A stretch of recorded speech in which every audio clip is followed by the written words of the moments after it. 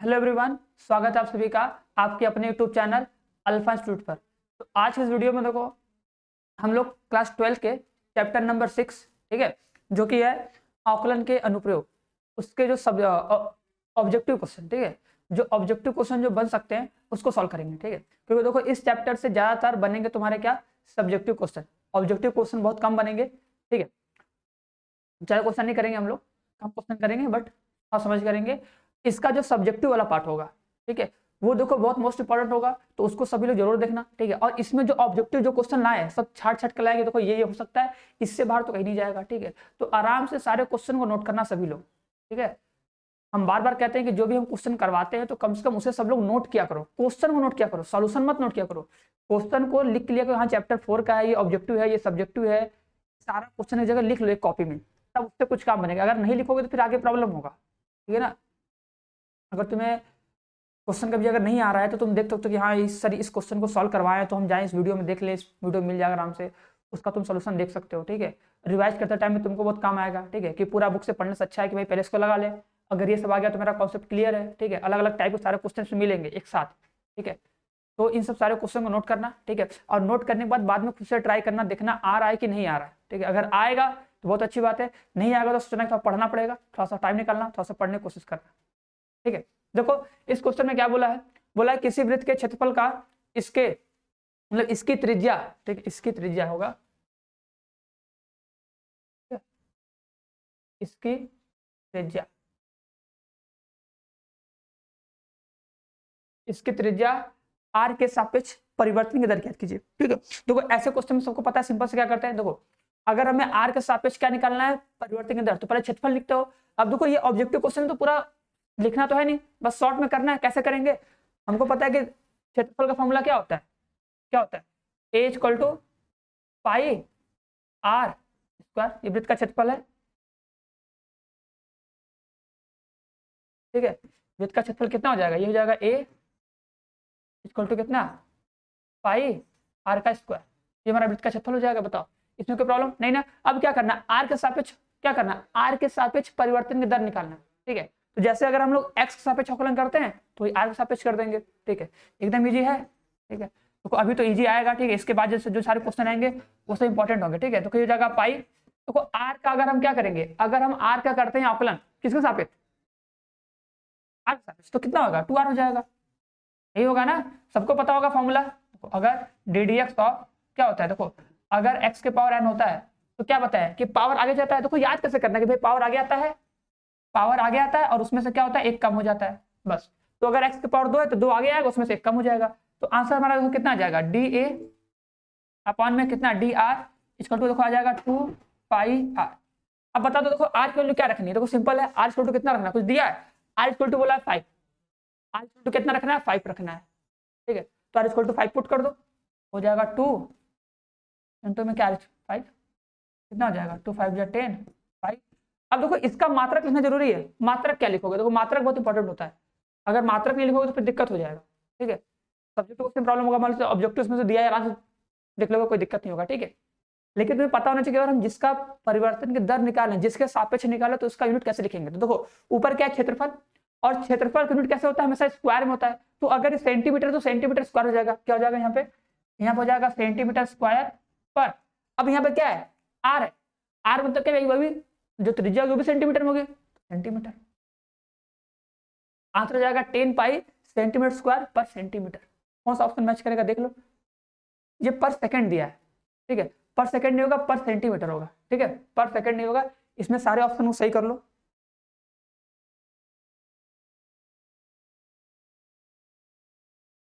ठीक है ना। इसमें सारे ऑप्शन सही, क्योंकि देखो ये बात ध्यान देना,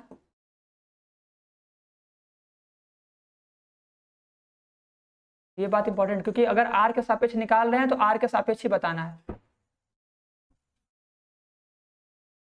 ठीक है, ऐसा थोड़ी ना है, ठीक है। देखो अगर टाइम होता तब ना बोलते हैं टाइम के सापेक्ष, ठीक है, तब ना टी के सापेक्ष आकलन करते हैं, ठीक है। चलो यहाँ पे कर लो सेंटीमीटर, हो जाएगा सेंटीमीटर, ठीक है। तो ऑप्शन नंबर भी मेरा सही हो जाएगा, हो जाएगा, किसी को डाउट नहीं ना है। तो नेक्स्ट क्वेश्चन चल रहे हैं, तो इस क्वेश्चन का आंसर क्या आएगा बताओ। इस क्वेश्चन को देखो और बताओ इस क्वेश्चन का आंसर कितना आएगा, ठीक है। करो बताओ इसका आंसर कितना आएगा। चलो बैकग्राउंड सही हो गया।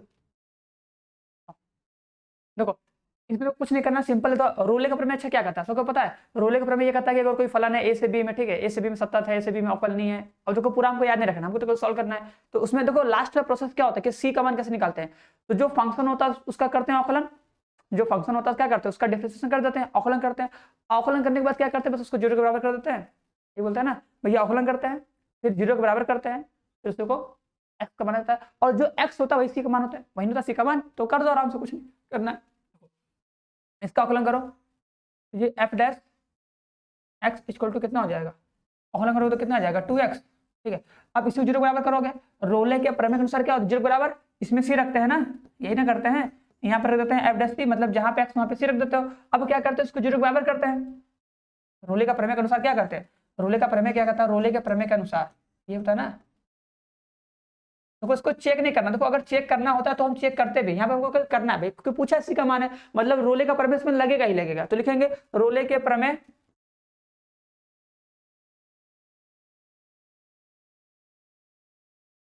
अनुसार, रोले के प्रमेय के अनुसार क्या हो जाएगा, सिंपल से क्या करना है भैया, जो ये एफ डैश सी है इसको जीरो के बराबर कर दो, f dash c equal to zero, तो कितना आ जाएगा 2c इक्वल टू जीरो, तो सी इक्वल टू कितना आ जाएगा 0। अब आंसर चेक कर सकते हो, जो सी का मान होना चाहिए वो इस इंटरवल के बीच में होना चाहिए, -1 के बीच में, तो 1 से 1 के बीच में है, ऑप्शन नंबर बी, ठीक है। चलो आराम से देख लेना, सिंपल था, वही सेम क्वेश्चन है। इस क्वेश्चन बताओ, देखो बोला यदि एक्स स्क्वायर प्लस 3x-3 है तो वक्र के बिंदु 1,1 पर अभिलंब की प्रवणता निकाली। अब देखो अभिलंब की प्रवणता सबको निकालने आनी चाहिए कि अभिलंब की प्रवणता कैसे निकालते हैं, ठीक है, अभिलंब की प्रवणता कैसे निकालते हैं, ठीक है। तो देखो अवकलन करने पर हम लोग पढ़े हैं, देखो अब ज्यादा डिटेल तो जाना नहीं है, बस सोचना है, ये बस याद रखना है कि अगर कोई वक्र दिया होता है, कोई भी अगर वक्र दिया, वृत्त का समीकरण दिया, परवलय दिया, दीर्घवृत्त दिया थी, परवलय कुछ भी दिया होता है, तो अगर हम उसका अवकलन करते हैं, ठीक है, और अवकलन करके अगर किसी पॉइंट का, मतलब किसी पॉइंट की अगर वैल्यू रखते हैं, तो वो उस पॉइंट पर उस स्पर्शरेखा का प्रवणता बताता है कि हाँ उस वक्र पर उस बिंदु से जो रेखा जाएगी, जो स्पर्शरेखा जाएगी, उसकी प्रवणता क्या होगी, उसका हमको आइडिया मिल जाता है, ये होता है ना। तो वही सेम लॉजिक यहाँ पर लगाना, सेम लॉजिक, बस क्या करना, अभिलंब पूछा है तो अभिलंब की प्रवणता सबको पता होगी, नहीं पता होगी तभी हम बता रहे हैं, ठीक है, कि अभिलंब की प्रवणता क्या होती है, याद होना चाहिए। तो पहले क्या करो, स्पर्शरेखा की प्रवणता निकालो, स्पर्शरेखा की प्रवणता, ठीक है, तो ध्यान देना, पहले क्या निकालेंगे, स्पर्श रेखा की प्रवणता, ठीक है। देखो स्पर्श रेखा की प्रवणता क्या होती है, तो स्पर्श रेखा की प्रवणता निकालने के लिए क्या करते हैं, उस फंक्शन का अवकलन कर देते हैं, अवकलन कर दो, देखो कितना आ जाएगा, यहाँ पे आ जाएगा dy/dx इक्वल टू, अवकलन करो ये हो जाएगा 2x, अवकलन करो ये हो जाएगा 3, ठीक है। अब देखो इतना तो हम उम्मीद कर रहे हैं, इतना तो एक्सेप्ट मतलब तुम लोग से कर रहे हैं कि तुम्हें सभी लोगों को अवकलन करने आता होगा। अगर नहीं आता है, ठीक है, तो एक बार क्लास 11 का पढ़ लो कैसे अवकलन करते हैं, वहां पे बेसिक दिया है, ठीक है, बट फिर भी अगर क्लास में तो आता ही होगा, इतना तो पता ही है, ठीक है, बट फिर भी अगर नहीं आता तो चैप्टर 5 है, चैप्टर 5 जाके एक बार देख लो, ठीक है, जो समझ में आ जाए, ठीक है, कोई भी डाउट नहीं होना चाहिए। अब देखो अब किस पॉइंट पे निकालना है, किस पॉइंट पे निकालना है स्पर्श रेखा की प्रवणता, पहले स्पर्श रेखा निकाले फिर अभिलंब का निकाल के बताएंगे, ठीक है, क्योंकि बिना स्पर्श के अभिलंब का नहीं मिलेगा। किस पॉइंट पे निकालना है, पॉइंट दिया 1,1, तो पॉइंट क्या है 1,1, तो मतलब x का मान 1 रख दो, 2 × 1 2 × 1 प्लस में 3 इक्वल टू कितना आ जाएगा, इक्वल टू 5 आ जाएगा। ये आ गया स्पर्श रेखा की प्रवणता। अब बताओ अभिलंब की प्रवणता क्या होती है, ये आ गया स्पर्श रेखा की प्रवणता, ठीक है, स्पर्श रेखा की प्रवणता ये आ गई, ठीक है। अब आओ अभिलंब की प्रवणता देखते हैं कि अभिलंब की प्रवणता क्या होती है, ठीक है। देखो जो अभिलंब की प्रवणता होती है याद होना चाहिए, अगर याद नहीं है तो याद कर लो, ठीक है। जो अभिलंब की प्रवणता होती है इसी का जस्ट उल्टा होता है, नेगेटिव होता है, रेसिप्रोकल में कितना होता है, माइनस में 1 में क्या dy/dx होता है, ठीक है। ये कैसे आता है, देखो क्या होता है कि अगर देखो देखो बता दे रहे, समझ जाना कि देखो होता क्या है कि जैसे कोई वक्र है, ठीक है, ये वक्र है, ये मान लो कोई फंक्शन है कि एफ ऑफ एक्स है, इसका ग्राफ है, ठीक है, तो इस पे जो स्पर्श रेखा ऐसे गई, देखो टच नहीं किया,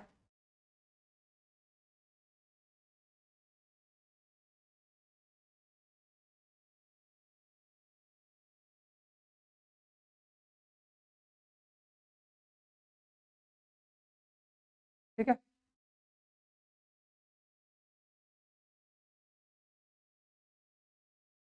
जैसे अगर कोई स्पर्श, एक स्पर्श रेखा गई, ठीक है, तो इस स्पर्श रेखा पर, जो स्पर्श रेखा है, इस स्पर्श रेखा पर जो ऐसे लंब होता है उसी को क्या बोलते हैं, अभिलंब। ये क्या होता है, जो गया है इसी को क्या बोलते हैं, अभिलंब, ठीक है। और तुमको पता है कि जब दो रेखाएं एक दूसरे पर लंब होती है तो उनकी प्रवणताओं का गुणनफल, उनकी प्रवणताओं का गुणनफल कितना होता है, माइनस में एक होता है। तो सोचो ये अभिलंब है, मान लो इसका m1 है, स्पर्श रेखा है, इसका क्या है, m2, m2 मान लेते हैं। तो तुमको पता है कि जब दो रेखाएं लंब होती हैं तो उन दोनों की प्रवणताओं का गुणनफल कितना होता है, माइनस में एक होता है। अब अगर तुम्हें क्या करना है, m1 का मान निकालना, मतलब अभिलंब की प्रवणता निकालनी हो तो क्या करना पड़ेगा, स्पर्श वाले को भेजना पड़ेगा उधर, और जब स्पर्श वाला अगर उधर जाएगा तो बटा में हो जाएगा कि नहीं, बटा में हो जाएगा कि नहीं। तो यही लॉजिक है, इसी से ये आता है, ठीक है। अगर नहीं पता है तो चैप्टर पढ़ाया जाएगा, आराम से देख लेना, समझ लेना, नहीं पढ़ो तो पढ़ लो एक बार, ठीक है। ये सब चीजें याद होनी चाहिए, ठीक है, सिंपल सा कि अभिलंब की प्रवणता बराबर इतना होता है, ठीक है। फिर भी बता दिए कैसे आया है ये, ठीक है, उल्टा उल्टा कर देते हैं, नहीं याद है तो बस उसको याद कर लो, ठीक है, बाद में समझना कैसे कोई कुछ हुआ है। अब देखो तो वैल्यू रखो, कितना हो जाएगा, माइनस में कितना, 1/5 आ जाएगा आंसर। बताओ किसी को प्रॉब्लम होगा, ठीक है, आगे चले।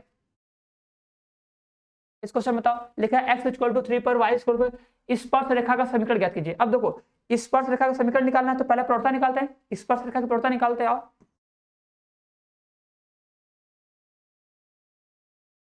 स्पर्श रेखा की प्रवणता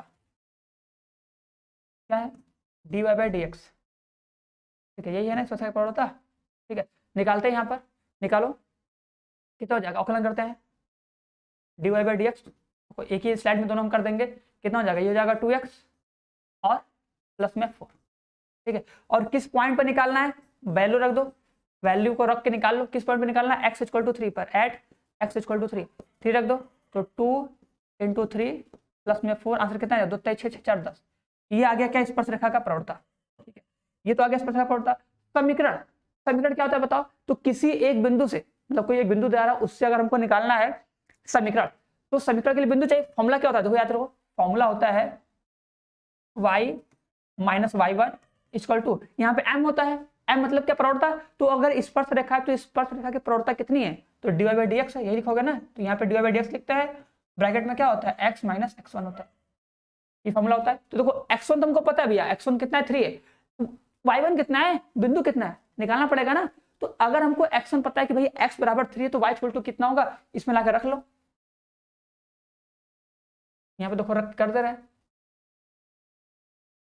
x इक्वल टू 3 पर, ठीक है। ये सब तुम लोगों को करना है, थोड़ा फास्ट करना है, ठीक है। 3 पर निकालो कितना हो जाएगा, देखो y इक्वल टू 3 का स्क्वायर प्लस में 4 इंटू 3 प्लस में 1, जोड़ लो, 3 3 के 9, 9 1 10, 10 10 12 22, y इक्वल टू कितना आ जाएगा, 22।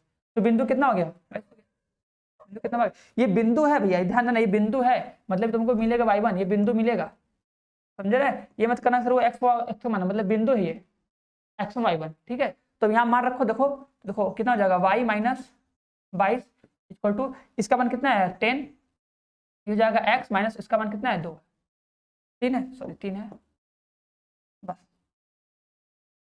अब कर लो इसको, देखो y माइनस हो जाएगा 10x माइनस में 10 10 33, बहुत तेज हो गया हम, 10 33, ठीक है। अब y वाले के साइड लेके चले, y इधर लेके जाओ, इसको इधर लेके आओ, ये हो जाएगा माइनस में 22, इधर आएगा तो हो जाएगा प्लस में 30 इक्वल टू, ये हो जाएगा 10x, इधर जाएगा तो माइनस में 10y। अब इसी चीज को बोल सकते हैं कि देखो पहले उस टर्म को लिख दें, देखो हमेशा हम पॉजिटिव एक्स को कंसिडर करते जाता था, इक्वल टू माइनस 22 प्लस 30 कितना हो जाएगा, प्लस में 8, प्लस में 8। ऐसा कोई ऑप्शन दिख रहा है, अगर ऐसा कोई ऑप्शन दिख रहा है तो मेरा काम हो जाएगा, 10x, ठीक है, minus y equal to 8, 10x minus y equal to 8। Option number c. बताओ कोई सही है, मतलब सही है ना, देख लो आराम से, सभी लोग देख लो सही है कि नहीं। ठीक है, देखो पहले क्या किया हम लोग, स्पर्श रेखा के निकाले प्रवणता। तो कोई स्पर्श रेखा की प्रवणता मतलब क्या, जो फंक्शन दिया बस उसका अवकलन कर लो, निकाल लो dy/dx। हम अवकलन किए x स्क्वायर का 2x आ गया, 4x का होता है 4, क्योंकि x का अवकलन होता है 1। ठीक है, वैल्यू रख दो, x इक्वल टू 3, 3 रखे, 2 3 6 6 4 10 आ गया प्रवणता। ये होता है देखो स्पर्श रेखा का, मतलब किसी भी रेखा का समीकरण निकालने का फॉर्मूला होता है y minus y1 equal to m x minus x1। जहाँ पे m क्या होता है, उस स्पर्श रेखा की, मतलब उस रेखा की प्रवणता होती है। ठीक है, उसे बोलते हैं ढाल बिंदु रूप। ठीक, तो dy/dx कितना हो गया, दिया 10 बिंदु। अब देखो बहुत लोग को समझ में नहीं आएगा कि बिंदु कैसे निकाले सर y1। देखो अगर हमको एक बिंदु पता, सोचो जैसे ये वक्र है, ये तुम इसका तुम ग्राफ बनाए, कैसे भी तुम ग्राफ बना लिए, ऐसे घूम फिर के गया। तो अगर किसी एक पॉइंट पर ऐसे तुम वक्र बनाए हो, अगर यहाँ पे अगर x इक्वल टू अगर हम बोल रहे 3 है, तो y इक्वल टू भी तो कुछ होगा, दो बिंदु मिलेगा ना। तो अगर x इक्वल टू 3 है तो y इक्वल टू क्या होगा, तो जो ये फंक्शन है इसकी जो वैल्यू है इसी में क्या करो, x इक्वल टू 3 रख देंगे, मिल जाएगा। तो वही y दिया था, तो y में इसी में क्या किए, x इक्वल टू हम लोग 3 रख दिए, तो हमको बिंदु मिल जाएगा कि बिंदु क्या है। और जैसे बिंदु पता चला मेरा काम हो जाएगा, क्योंकि हमको तो निकालना है बिंदु ही ना। ठीक है, क्योंकि जब बिंदु पता चलेगा तभी निकाल पाएंगे, तो ऐसे कहाँ निकाल पाएंगे।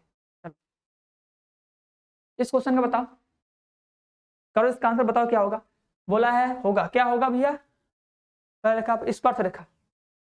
ठीक है, स्पर्श रेखा है तो बिंदु, बिंदु का मान निकालना। बोला कि ये जो रेखा है इसको, इस वक्र को जहां पे टच कर रहा है वो उस बिंदु का मान कितना होगा, बताओ। उस बिंदु का मान कितना होगा बता दो। ठीक है, देखो करो, आंसर आना चाहिए सभी का। देखो हम सब ग्राफ बनाते, देखो ग्राफ बनाने में कोई लॉजिक है नहीं। ठीक है, सिंपल से देखो, तुमको पता है कि वक्र है भैया, परवलय है। ठीक है, आना चाहिए, कोई भी किसी को डाउट हो रहा नहीं चाहिए। क्या दिया देखो, Y square equal to 4x दिया है। ठीक है, क्लास 11 का है। वाई स्क्वायर इक्वल टू अगर 4x, इसका मतलब परवलय है, किसका सापेक्ष है, मतलब किसके तरफ है, एक्स का। कैसे भी तुम याद सकते हो, एक्स की तरफ है भैया, एक्स की तरफ, ऐसे हो गया, एक्स की तरफ ये परवलय बन गया। ठीक है, अब रेखा कौन है, y इक्वल टू x+1। अब देखो इन सब का ग्राफ सबको याद होना चाहिए, अगर नहीं याद है तो क्लास 11 का थोड़ा पढ़ो, क्या किसी रेखा ग्राफ कैसे बनाते हैं, अगर ढाल रूप में दिया तो कैसे जाता है। ठीक है, अंतःखंड रूप में दिया तो कैसे जाता है, प्रवणता रूप में दिया तो कैसे जाता है, बिंदु रूप में दिया तो कैसे बनाते हैं। तो किसी रेखा का ग्राफ बनाने आना चाहिए, परवलय का, दीर्घवृत्त का, वृत्त का तो सिंपल है। लेकिन अगर क्लास 12th में तो तुम्हें हर चीज का ग्राफ याद होना चाहिए। ऐसा नहीं कि तुम बिंदु निकाल के रख के बनाओ, क्योंकि हमको पूरा एग्जैक्ट फिगर नहीं बनाना है, हमको तो केवल रफली फिगर बना के माइंड में देखना कि हाँ ये चीज ऐसे होगा, तो ये यहाँ पर ऐसे ऐसे हो सकता है, ये पॉसिबिलिटी है, तो अप्रोक्स उतना होगा। थोड़ा बहुत ऊपर नीचे होगा तो अपने आप बैलेंस हो जाएगा, उतना तो हम कर लेंगे, बट एक आइडिया लग जाना चाहिए। ठीक है, तो कोई जैसे लिखा है कि y इक्वल टू x+1 है, इसका मतलब क्या, ये अंतःखंड रूप है। अरे y एच पे, तो y पे कितना है, +1 है, तो y पे मतलब ये रेखा ऐसे जाएगी, y एच पे एक अंतःखंड काटेगी, y एच पे एक अंतःखंड काटेगी, प्रवणता कितनी, 1 है, तो मतलब ये ऐसे कुछ जाएगी। बनाना थोड़ा पॉसिबल है,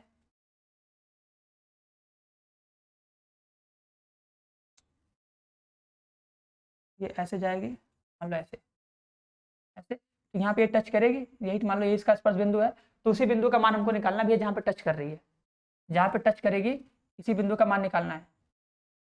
मेरा वक्र है, ये मेरा परवलय है। ठीक है, ऐसे ही तो तुमको सोचना है कि वो टच करे उसका मान निकालो। तो बताओ टच करना मतलब क्या, कि जहाँ पे टच करेगा वो दोनों क्या करेंगे, सेटिस्फाई करेंगे, बस मान रखो। देखो वाई स्क्वायर इक्वल टू कितना दिया, 4x दिखा गया है। अब यहाँ पे एक्स वाई का मान रख दो, वाई का मान रख दो, इसी में रख दो, किसी में रखो, किसी में रखो, द्विघात समीकरण तो बनना ही बनना है, रख देते हैं यहीं पे। लो वाई स्क्वायर इक्वल टू कितना लिखा है, 4x लिखा है, तो y square equal to 4 into x का मान कितना, हाँ एक्स का मान यहाँ से निकाल कर रख दो।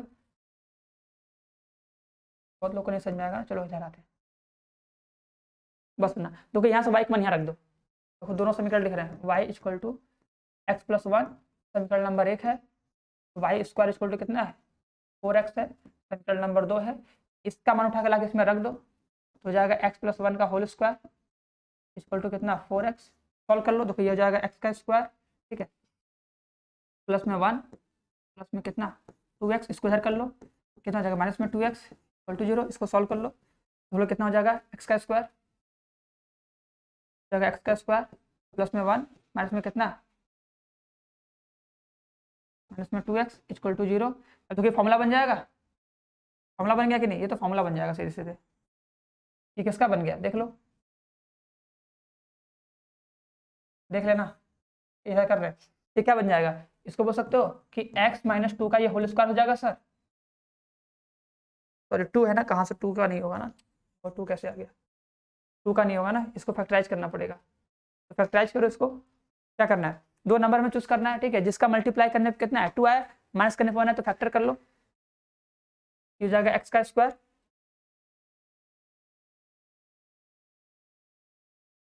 इसका हो जाएगा ना x माइनस में 1 का होल स्क्वायर। फैक्टर क्या करने जाएंगे, ये 1 का बनेगा, ठीक है, -1 का बनेगा, +1 का -1 का था, तो x माइनस 1 इक्वल टू कितना आ जाएगा, 0 आ जाएगा, x इक्वल टू कितना आ जाएगा, 1 आ जाएगा। अब x किलो रख के y किलो निकाल लो सभी लोग, ठीक है, रख लो वहाँ पर रख लो, देखो कितना आ जाएगा, y इक्वल टू कितना है, x + 1 है, y इक्वल टू रख लो 1 + 1 कितना आ गया 2। तो बिंदु क्या मिल जाएगा बताओ। देखो ये सब फास्ट होना चाहिए, देखो हम समझा रहे हैं, हम बता रहे हैं, इससे तो हमको टाइम लगेगा, हमारा कॉपी मत करना कि आराम से इतना सा लेट क्यों कर रहे हैं। देखो हम थोड़ा सा टाइम दे रहे हो, तुम लोग थोड़ा लिखो, थोड़ा सा लिख के करो साथ में, ठीक है, ऐसा नहीं केवल देख रहे हो, थोड़ा सा करोगे तभी काम बनेगा, ठीक है। देख लो ऐसे करना है, 2 समीकरण दिए, दोनों को सॉल्व किए, और ये चीज सॉल्व करने सबको आना चाहिए, ठीक है, क्योंकि हमको प्रतिच्छेद बिंदु ये निकालने आना चाहिए किसी भी वक्र के लिए, ठीक है। इसने बताओ, देखो इसने बोला है कि f(x) = √3 sin x प्लस में cos x का अधिकतम मान x के किस मान पर प्राप्त होगा, ठीक है। अब देखो अगर ये क्वेश्चन सब्जेक्टिव में आता तो भाई पूरा करना पड़ता, सॉल्व करके दिखाना पड़ता, ठीक है, यहाँ पर सॉल्व नहीं करना है। तो बताओ अगर अधिकतम मान या न्यूनतम मान निकालना होता तो उसका पहला स्टेप क्या होता है, उसका पहला स्टेप ये होता है कि कोई भी फंक्शन हमको दिया होता है तो उसका करते हैं डिफरेंशिएशन और उसको 0 के बराबर कर देते हैं। तो 0 के बराबर जब करते हैं तो उस पर उस बिंदु का या तो अधिकतम मान आता है या तो न्यूनतम मान आता है, मतलब या तो अधिकतम होगा या तो न्यूनतम होगा। अब यहाँ पे दे दिया कि वो अधिकतम मान प्राप्त कर रहा है, मतलब करेगा ही करेगा, कन्फर्म है, तो हमको चेक नहीं करना है, बस हम औकलन करेंगे, 0 के बराबर करेंगे और x का मान आएगा, वही मेरा आंसर होगा, उसमें कोई ना कोई आंसर दिया होगा, ठीक है, क्योंकि ये बोला अधिकतम मान प्राप्त कर रहा है, बस तो करो औकलन करो, इसको क्या करो f' करो, f' √3 हो जाएगा, sin x का कितना होता है, cos x होता है, ठीक है, और cos x का क्या होता है, माइनस में sin x होता है। अब क्या करना है, इसी को करना है 0 के इक्वल, क्योंकि जब 0 के इक्वल करते हैं तभी हमको x की वैल्यू मिलती है, करो इसको इक्वल, देखो √3 cos x माइनस में कितना sin x इक्वल टू क्या 0, तो यहाँ से क्या मिल जाएगा √3 cos x इक्वल टू कितना हो जाएगा। अब देखो cos x है उसको सेट कर दो, बताओ कितना हो जाएगा, डिवाइड हो जाएगा ना sin x अपॉन में कितना।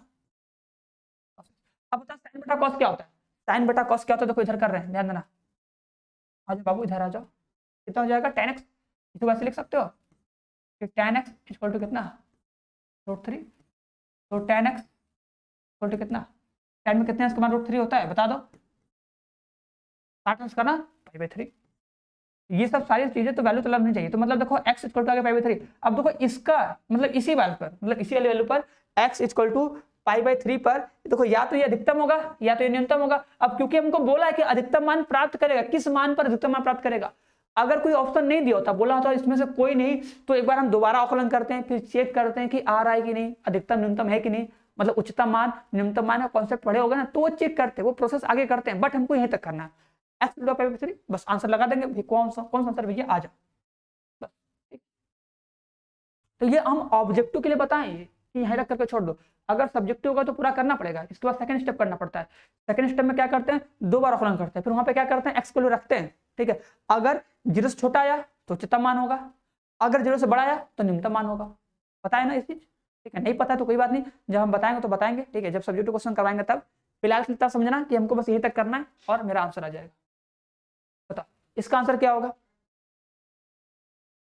ठीक है, इसका आंसर क्या हो जाएगा, तो सिंपल सा कुछ नहीं करना, देखो बोला है कि वृत्त के क्षेत्रफल में वृद्धि के दर उसकी त्रिज्या के सापेक्ष जब r इक्वल टू, अरे यार अभी किए हैं, अभी किए हैं ना, कि a इक्वल टू πr² लिखना है, देखो ये सब, देखो ये चीज होना नहीं ना, एकदम रट जाना चाहिए, देखते तुमको लगना चाहिए बच्चों वाला क्वेश्चन, ठीक है, ऐसा कुछ यार, ये तो कितने इतनी बार कर लो कि एकदम आ जाना चाहिए, 2πr हो जाएगा, r इक्वल टू कितना रख देना है 10, 6 रख देना है, तो यहाँ पे 6 रख दो, कितना आ जाएगा 12π, ठीक है, हो जाएगा 12π वाला कौन हो जाएगा 12π। अब तो मात्रक लिखा नहीं तो हमें मात्रक लिखेंगे नहीं, हमको क्या लिखना है, अगर मात्रक दिया तो मात्रक को मिलाते हैं, ठीक है, बोलो हो जाएगा, कर लोगे ना, ठीक है। देखो ये सब क्वेश्चन कितना प्रैक्टिस कर लो कि ये सब क्वेश्चन देखते ही आ जाना चाहिए, ठीक है। देखो इस क्वेश्चन करो, देखो इस क्वेश्चन कैसे सॉल्व करेंगे, देखो सिंपल सा लॉजिक है, इसका आकलन करो। देखो बोला है ना कि वर्धमान अंतराल ज्ञात कीजिए। देखो वर्धमान ह्रासमान निकालने का तरीका क्या होता है, पहले तो देखो एक बार आकलन करते हैं, उसको 0 के बराबर करते हैं और x का मान निकालते हैं। पहला स्टेप करते हैं, पहले आकलन करते हैं। आकलन करने देखो उम्मीद करें कि सबको ये आएगा आकलन करने। क्या होता है, पहला फंक्शन इंटू दूसरे फंक्शन का आकलन। देखो e के पावर माइनस एक्स का आकलन कितना होगा, e के पावर माइनस में x इंटू में -1 आएगा, प्लस दूसरा फंक्शन e के पावर माइनस एक्स इंटू में पहले फंक्शन का आकलन 2x आ जाएगा, ठीक है। तो यहाँ से हमारा आ जाएगा dy/dx इक्वल टू हो जाएगा, ठीक है, हो जाएगा माइनस में x का स्क्वायर e के पावर माइनस एक्स, ठीक है, और प्लस में 2x इंटू में क्या e के पावर माइनस एक्स, ठीक है। कॉमन कर लेते हैं, कुछ कॉमन करते हैं, देखते हैं कुछ कॉमन बनेगा तो कॉमन कर लेते हैं, ठीक है। देखो माइनस कॉमन करते हैं, माइनस एक्स ई के पावर माइनस में एक्स, ये कॉमन करते हैं। देखो ये माइनस है तो ये हो जाएगा एक्स प्लस में, ये 2 वाला माइनस हो जाएगा, कॉमन हो जाएगा ना, तो देखो ये हो जाएगा एक्स माइनस में कितना,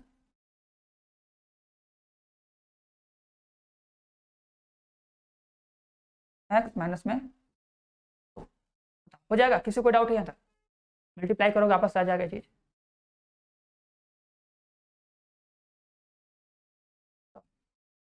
यहाँ तक किसी को डाउट है, x -2 हो जाएगा, x हो जाएगा, ये बताओ कोई डाउट, या तो कोई डाउट है नहीं, ठीक है।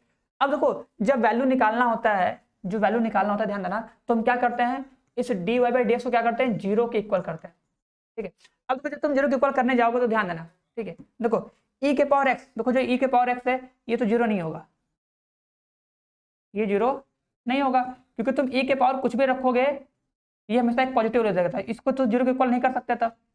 ये वाला टर्म है, जो ये वाला टर्म है ये 0 नहीं होगा, e के पावर माइनस एक्स कभी 0 नहीं होता है, ठीक है। क्योंकि तुम अगर x के वाला कुछ भी रखोगे, e के पावर अगर रख दिया -2 तो आ जाएगा कितना, e के, इसको अगर तुम प्लस करोगे तो कितना हो जाएगा 1/e के पावर 2, फिर इसके लिए रखोगे तो हमेशा ये पॉजिटिव वैल्यू देगा, ठीक है, इक्वल टू क्या देगा, पॉजिटिव वैल्यू, ठीक है। और जैसे पॉजिटिव आया इसका मतलब क्या भैया, 0 से बड़ा है, तो ये तो कभी 0 को कर ही नहीं सकते पॉसिबल, तो इसका मतलब क्या है, या तो x 0 होगा या तो उसके बगल वाला 0 होगा, यही करोगे ना,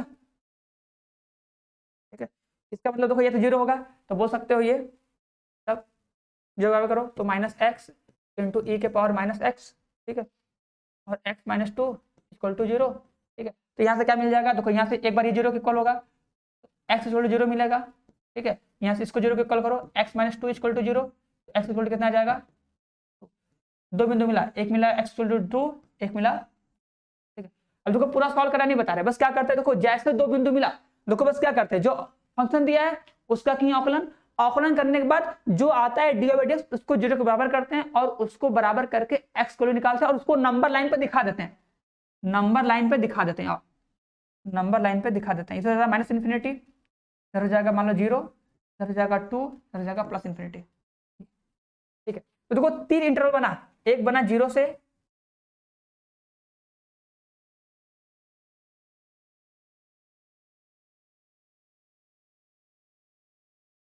समझना, ठीक है। देखो एक माइनस में 0 से ∞ है, एक 0 से 2 है, 2 से ∞ है।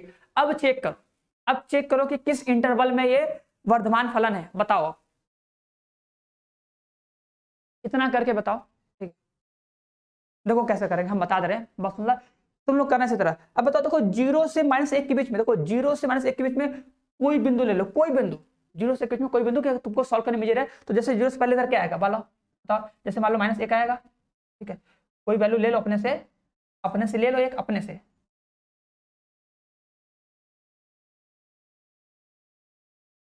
ले लो, ठीक है, कोई बिंदु, ठीक है, -1 ले लिए। अब -1 यहाँ पर रखो, देखो कितना आता है, देखो यहाँ पर रखोगे -1 तो माइनस हो जाएगा प्लस, इसको चेक मत करो, तो प्लस ही आएगा, इसको छोड़ दो, -1 माइनस हो जाएगा, प्लस हो जाएगा, ये हो गया प्लस, यहाँ रखो -1 तो -1 -2 कितना हो गया, -3 आ गया, इसका मतलब माइनस में आएगा, जो ये f' है, ठीक है, मतलब जो dy/dx है क्या आ रहा है, माइनस में आ रहा है, ठीक है, क्या है, निगेटिव है, निगेटिव है ना, निगेटिव है, निगेटिव मतलब क्या भैया, ये ह्रासमान है, क्या बोलेंगे, ह्रासमान है, ये निगेटिव आ रहा है इसमें, तो मतलब इसमें तो ह्रासमान हो गया। 0 से 1 के बीच में चेक करो, सॉरी 0 से 2 के बीच में, तो देखो 0 से 2 के बीच में कौन आएगा, 1 आएगा, एक आएगा, 1 ले लो। देखो ले सकते हो तुम कोई वैल्यू, बस हम अपने सिंपल से ले रहे भाई 0 से 2 के बीच में 1 आएगा तो हम 1 लेते हैं। अब 1 रख के देखो, अच्छा 1 रख के देखो, देखो 1 रखोगे यहाँ पर तो ये जाएगा माइनस में 1, यहाँ रखोगे 1 तो 1 में से जब 2 जाएगा तो माइनस में क्या आएगा, तो -1 यहाँ पर, -1 यहाँ पर, तो माइनस माइनस क्या हो जाएगा प्लस, मतलब ये पॉजिटिव आएगा, क्या आएगा, पॉजिटिव आएगा। मतलब 0 से 2 क्या होगा, पॉजिटिव होगा। 2 से इनफाइनाइट मतलब 2 के आगे, 2 के आगे मान लो 3 ले लिए, 2 के आगे 3 आएगा ना, तो 3 ले लिए। अब 3 पे चेक करो, 2 के आगे 3, तो 3 पे चेक करते हैं आप, बताओ 3 पे क्या होगा, देखो 3 रख के देख लो, 3 रखोगे, देखो 3 रखोगे, 3 -2 1 आ जाएगा, यहाँ रखोगे 3 -3 हो जाएगा माइनस, तो -3 गुणे 1 तो -3 आएगा, मतलब नेगेटिव आएगा, मतलब इधर की जो वैल्यू होगी नेगेटिव होगी। तो पॉजिटिव कहां से कहां तक आ गया, तो देखो 0 से लेके 2 तक ये क्या है, पॉजिटिव है, क्या है? मतलब 0 से 2 पॉजिटिव है, तो कहां 0 से 2 को दिया आंसर, हाँ ये मतलब 0 से 2, 0 से इसमें क्या है, वर्धमान है।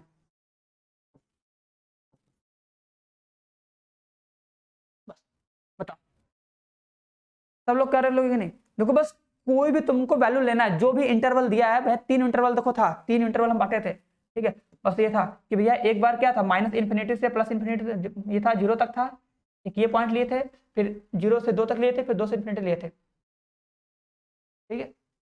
इसके बीच का कोई भी एक पॉइंट बस रख के तुम्हें चेक करना है। किसमें रख के चेक करोगे, इस वाले में, इसमें रख के चेक करते हैं, dy/dx में इसका साइन निकालते हैं, जो साइन आता है वही मेरा क्या होता है, आंसर होता है। बताओ हो जाएगा, सब लोग को समझ में आया कि नहीं।